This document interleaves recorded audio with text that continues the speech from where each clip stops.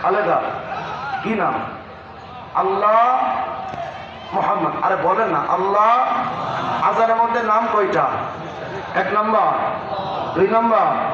হ্যাঁ, দুইটা নাম আল্লাহ পাক জীবনের শুরুতে আপনাকে আমাকে শোনায় দিয়া আল্লাহ এটাই বোঝাতে চান, দুনিয়ার মানুষ, হে বাচ্চা, দুনিয়াতে যতদিন বেঁচে থাকবা আল্লাহ এবং মুহাম্মদের আইন নিয়ে বেঁচে থাকবা।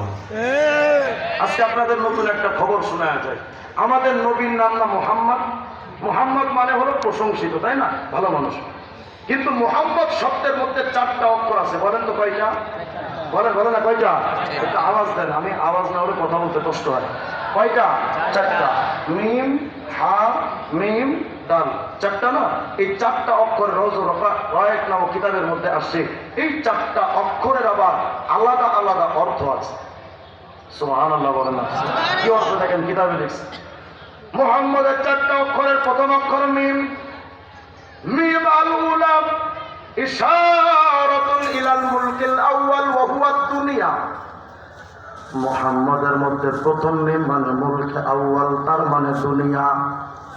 মিম আত-তানিয়া ইশারাতুন ইলাল মুলকিস সানি ওয়া হুয়াল আখিরাহ। মুহাম্মদের দ্বিতীয় মিম মানে মুলকে সানি তথা আখিরাত। হা ইশারাতুন ইলার রাহমা, হা মানে আল্লাহর রহমত। শেষের দাল ইশারাতুন ইলাদ দাওয়াম, শেষের দাল মানে সদা সর্বদা।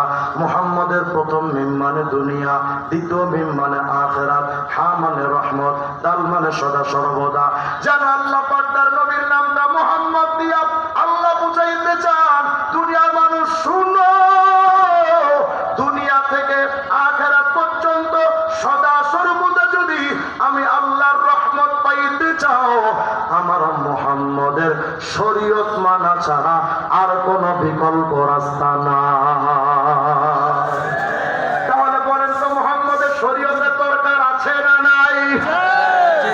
আক্রোশের তো শরীয়তের দরকার নাই। আসতে কইলেন যে বাবা, চন্দ্রপাড়াদের নবীর শরীয়তের দরকার নাই, ভণ্ড দেওয়ানবাগীদের শরীয়ত দরকার নাই, মাসবান্দারীদের শরীয়ত দরকার নাই। তারা কয় আরে শরীয়ত টরীয়ত কি মারিফাত হলেই চলে।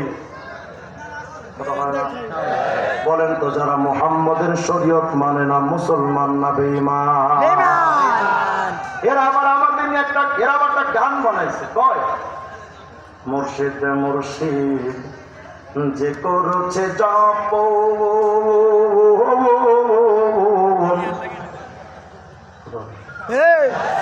বিনা দুধে দই পাতাইয়া খাইতাছে মাখন, আর সেই মাখন খাইলে পরে ভবে ক্ষুধা তৃষ্ণা লাগে না, লোহারে বা নাইলারে কাঞ্চা সোনা, প্রাণের সখী গো। গান গায় বাবার আবার সখী এলো কোথেকে? বলেন এরা যে তার সেরা, এদের বউরা যদি জানতো ঘর থেকে বাইরে দিত। এরা কয় কি গানটা গাইলো, গানটা কত সুন্দর সুর দিয়ে গায়, চমৎকার, কিন্তু গানের মধ্যে কত মারাত্মক কুফরি কথা জানেন? বলে যেই ব্যক্তি বাবা বাবা জিকির করবে, মুর্শিদ মুর্শিদ জিকির করবে, সে মাখন দই ছাড়া মাখন খেতে পারবে। মানে যারা পীর তথা গুরু ভজন করবে, গুরুর ইবাদত পূজা করবে, তারা শরীয়ত ছাড়া মারিফাত পাবে। বলেন শরীয়ত ছাড়া কোনদিন মারিফাত হয়? মাখন বানাতে গেলে দইয়ের দরকার আছে না নাই? সেই মাখনের মধ্যে দই পাওয়া যায় না, ওই মাখনটা যেমন ভেজাল। যে মারিফতের মধ্যে শরীয়ত থাকে না, ওই মারিফত তেমন ভেজাল। এরা আবার আমগরের নাম দিচ্ছে আমরা শরীয়তি মোল্লা, আর তোরা কি মারিফতি? আচ্ছা গান বানাই পাই, পাগল বললে বাতি জ্বলে, মুন্সি মরলে জ্বলে না, হয় না? মানে এদের পাগল ছাগল যদি একটা মরে তাইলে তো কবরে মোমবাতি জ্বলে। আর আমরা যারা শরীয়ত মুহাম্মদ আরবি শরীয়ত মানি, আমরা মরলে তো আমাদের কবরে মোমবাতি জ্বলে না। এজন্য আমাদেরকে হিট করে আমাদের নিয়ে একটা গান বানায়, পাগল মরলে বাতি জ্বলে, মুন্সি মরলে জ্বলে না, পাগলার কাছে খোদাই থাকে, কানার দলে দেখে না, টুন টুনা টুন। এরা বলে যে তাদের পাগল ছাগল মরলে কবরে মোমবাতি জ্বলে, আমগো কবরে মোমবাতি জ্বলে না। আমি বলতে চাই এটাই তো শরীয়ত যারা মানে তাদের কবরে মোমবাতির আগুন জ্বলবে কেন? তোমরা দুনিয়াতে শরীয়ত বাদ দিয়া মারে বসির গাঞ্জা টানছো, দুনিয়াতে খাইছো তোমরা গাঞ্জার আগুন, এখন তোর কবরে যে আগুন জ্বলে এটা প্রমাণ তোর ওপরেও জ্বলে। এরা আজকে বলে আমরা শরীয়ত মানি না। এই বাংলাদেশে অনেক, বিশেষ করে আপনাদের পদ্মার এর পাশে অনেক আউল বাউল ফাউল শিল্পী আছে না?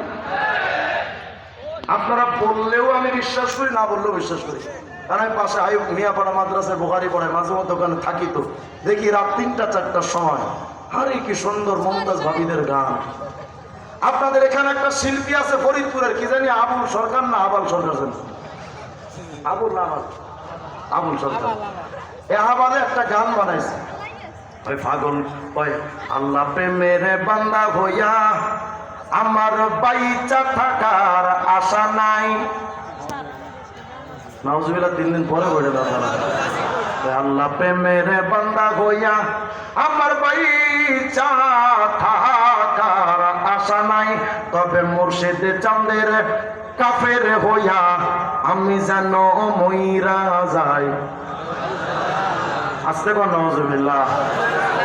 কাবা ঘরের খাদেম হতে আমার মন চাইল না এই জগতে। ফরিদপুরের আবালের নাকি কাবার খাদেম হইতে মন চাইলে, পাগলের সুখ পাগলের সুখ।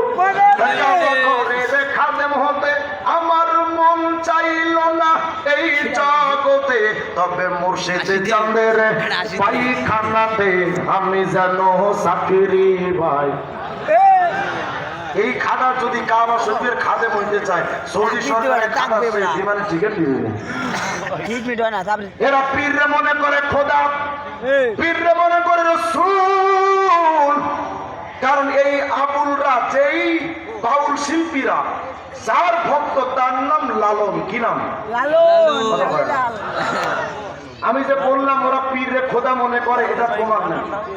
আর ওদের বই থেকে প্রমাণ না দিলে আপনারা তো বিশ্বাস করবেন না। এই যে দেখেন আমার কাছে একটা বই দেখতে পাচ্ছেন, বইটার নাম অখণ্ড লালন সঙ্গীত। এটা লালনবাদের একটা বই। লালন ফকিরের যত গান আছে সকল গানের মজমুয়া সমষ্টি হলে এই বইটার মধ্যে, এর মধ্যে সব গান আছে। দেখেন লালনে কি কয়। এই বইটার 63 নম্বর পৃষ্ঠার মধ্যে গিয়ে লালনে কয়, যেহি মোরশেদ মানে যিনি পীর সাহেব, মোরশেদ মানে কি? পীর সাহেব। ওই যেহি মোরশেদ সেই তো রসুল।